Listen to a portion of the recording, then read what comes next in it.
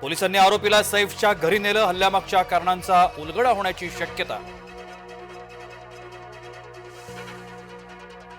सैफच्या मणक्यात अडकलेला चाकूचा तुकडा काढला. सैफच्या पाठीला गंभीर जखम. सैफवर हल्ला करणाऱ्या आरोपीचा नवा व्हिडिओ समोर. इमारतीत प्रवेश करताना आरोपी सीसीटीव्हीत कैद. वडिलांनीच केली 9 वर्षांच्या मुलाची हत्या.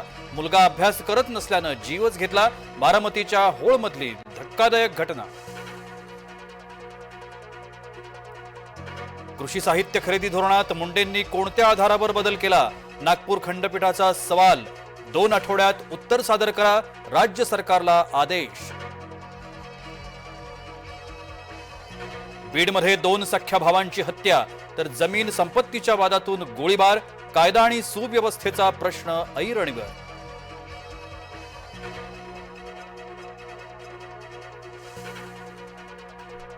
नारायणगावजवळ भीषण अपघात. अपघातात 9 जणांचा जागीच मृत्यू.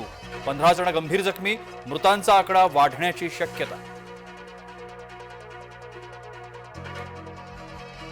बुलढाण्यात कुऱ्हाडीनं वार करत एकाचा खून, 2 गंभीर जखमी. पैशांचा वाद पेटला.